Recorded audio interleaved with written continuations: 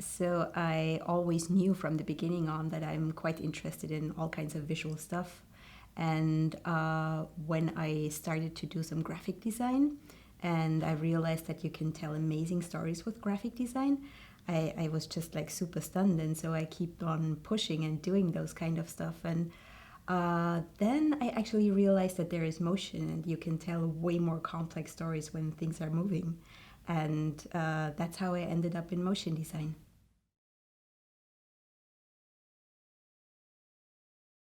My typical day starts with tea and milk because I've been living in the UK for such a long time.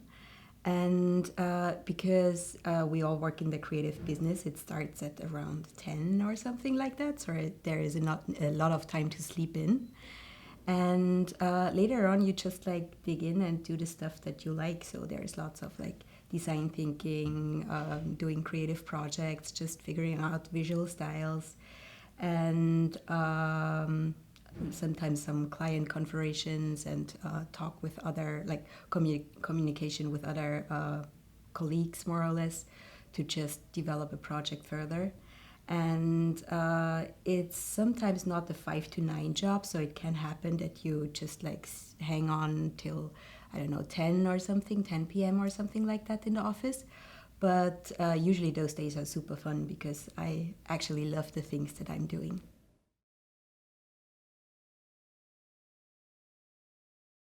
So I started freelancing end of last year, and before I was like always working staff for amazing companies. And the first difference that I realized is I miss my coworkers, I miss my friends. So it can happen that when you are freelancing, that you are sometimes just, sending stuff to friends and checking what they are thinking, because that's the most important part that I miss. But then I also realized that there are some collaborative projects where you can work with different artists together. And that's something that I really, really appreciate. Work wise, there's not really a big difference because before I also like was involved in all different kinds of project phases. So that's quite the same, but I just miss the community. But everything else is great. So I actually came in contact with the 3D topics during studying. So we had a course where the software got taught, like Maya, and that was so much fun actually that I just like digged in more and I did like just lots of personal projects next to university and next to all those courses. And then I realized that basically almost all of the software programs are the same. It's just a matter of pressing different buttons. And now I'm in a lucky position. So whenever you are doing a project, you can pick exactly the software that is perfect for that project. So you are usually like saving a lot of time because you can pick the right tool depending on the creative content that you would like to develop. And that's quite amazing.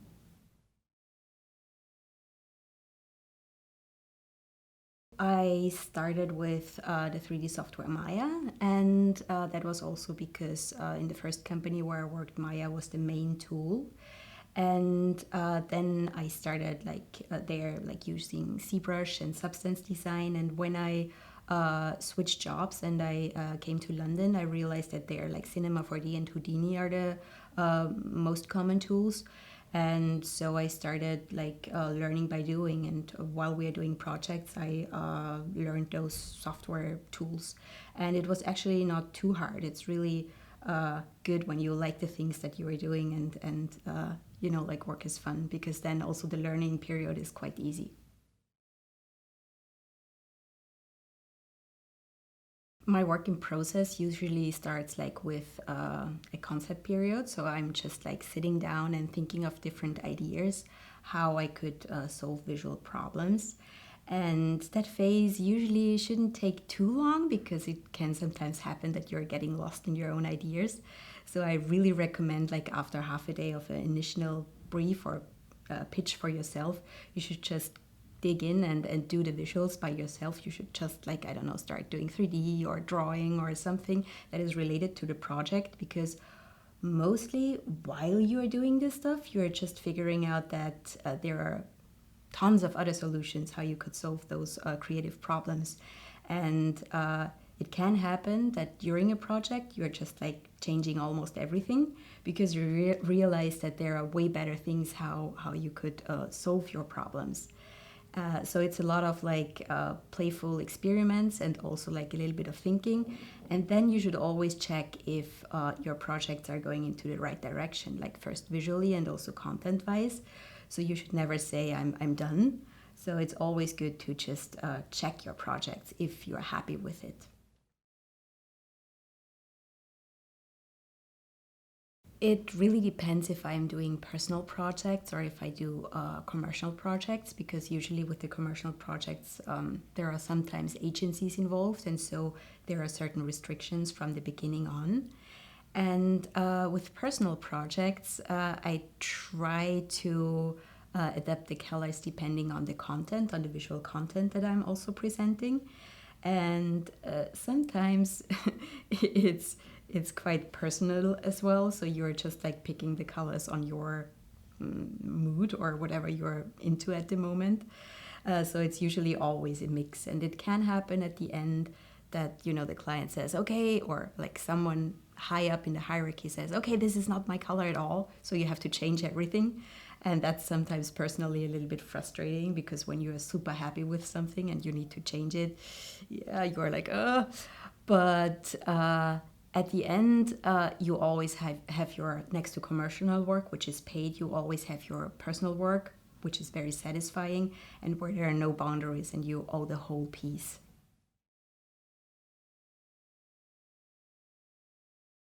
When I start a project, there's first, of course, like some concepts and some ideas that you develop, and then you immediately go and do some style frames. So sometimes already in that period, you are figuring out visual styles and which kind of textures you're using. But that's something that always goes very quick, because you have to present those style frames to the client. And so it can also happen that more or less at the end of the project, like after the animation is done, that you're just like polishing and fine tuning things, and then the textures are getting a special look. But usually it's very good when the style and the idea, they are going hand in hand. So you shouldn't not just use something because it looks good. So it's always very useful to just use certain techniques because they work together with the content.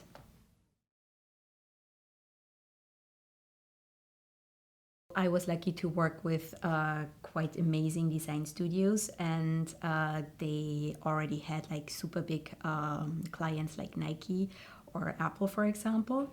And when we worked on projects, I was like sometimes involved in the art direction phase, and there was usually like three or four of us, like the art director, the creative director, and a couple of other art directors. And when Nike was approaching us, for example, for a project, they came with something that was not very like well thought.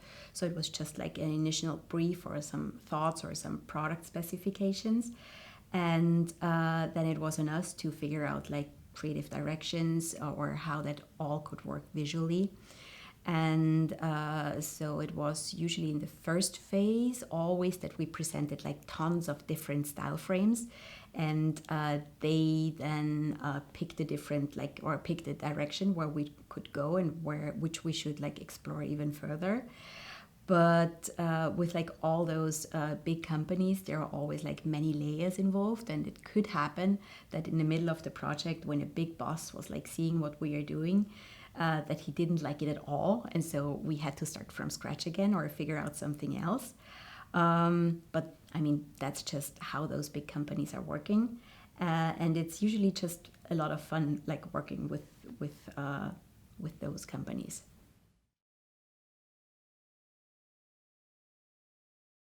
The project for Nike AM17 was initially quite a small project, and there wasn't like a lot of focus on the art direction. And usually those projects turn out as the best kind of projects because you have a lot of creative freedom. And the idea behind it was quite nice and quite simple.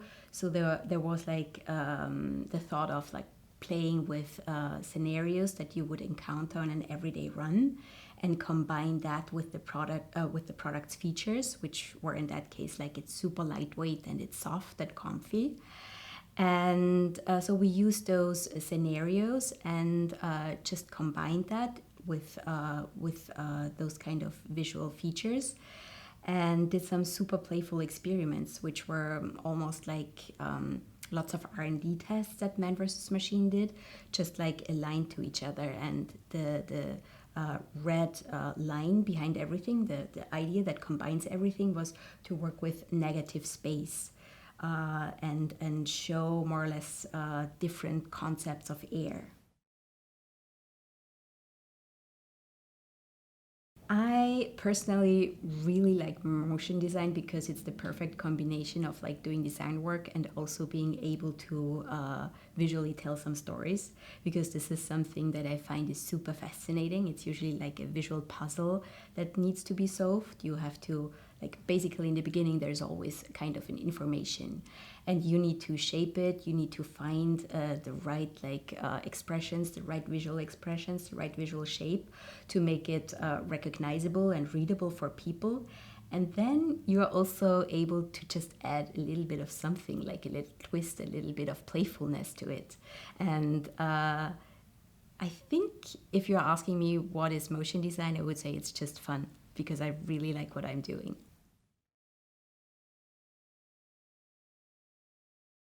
So, when you work in the creative business, I think it's super important that you are always checking what other people or your friends are doing, more or less. So, I think like the creative community and being inspired from others is like super, super important. And that's also something that, you know, makes you become better, because when you watch other people's work, you just learn from them, you get different ideas, different perspectives. And that's also the reason why I think like festivals like Motion Design Plus is so important, because you're just getting to meet people who are doing the same thing that you are doing. And this is something that is super inspiring.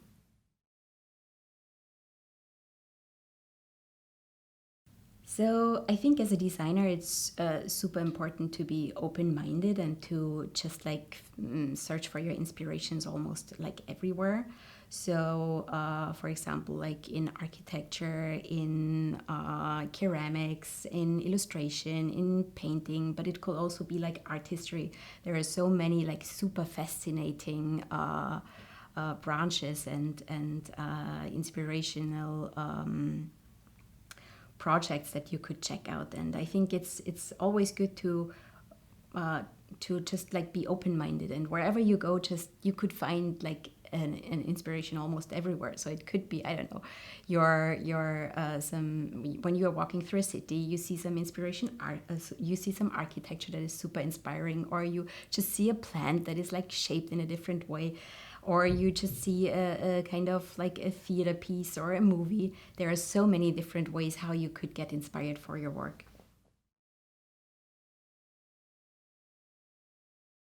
So usually when you do 3D work and you are into those projects, it sometimes can take a month or 2 months or 3 months till something is finished, and it's usually not just you. So there's always like a team involved. There are lots of fingerprints on projects, and this is quite amazing. But because it sometimes just takes so long, it's good to at the end of the day to just sit down and do something for yourself that goes super quick, and that is kind of a little bit yeah, it just it's something different to the work that you do every day. And so I love it to, at the end of the day, to just like do some quick illustrations or sketches on what I've experienced during the day, or just, you know, to sum up the day. And that's one kind of personal project that I love to do. And so something that goes really quick. And on the other side, there's always kind of a project in the back pocket that you have been working on for a little while, and that you would like to finish. But that also is sometimes like a 3D project, which takes a little bit longer. And could be not so quickly finished. But usually there are like not just one personal project, there are a couple of personal projects that you are working on next to commercial work.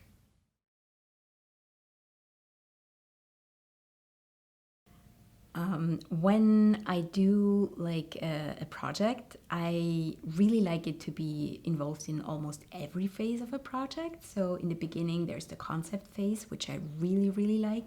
So just figuring out like smart concepts or just figuring out ways how you could solve a problem visually. And then I also like it to find the visual style, the perfect visual style for something. And also later on, like doing lighting, doing rendering. So I think I could say I almost like all the parts of a project, but I most appreciate the concept phase in the beginning.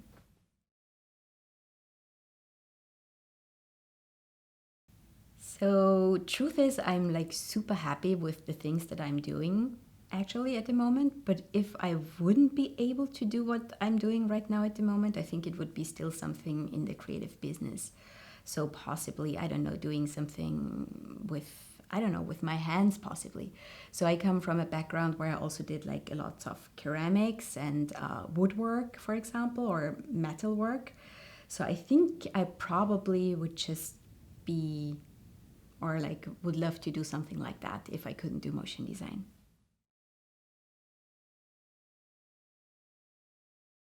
So to all the young motion designers who are out there, I think you just should keep on doing what you love to do. That's the most important part, that you are passionate about your work. And I'm sure you will be successful if you're just like keep on doing what you like to do.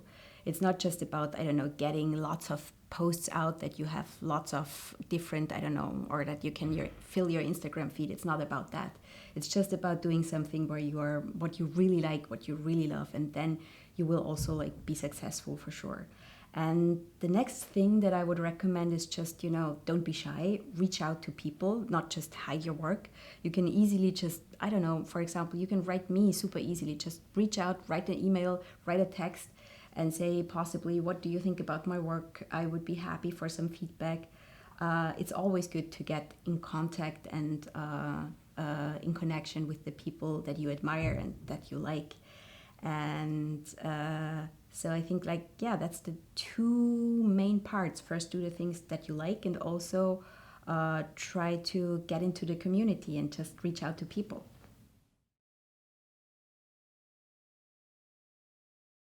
So I was super fortunate to like work for amazing companies for almost all my career. And since the end of last year, I did already the next step. So I'm on the freelance side now.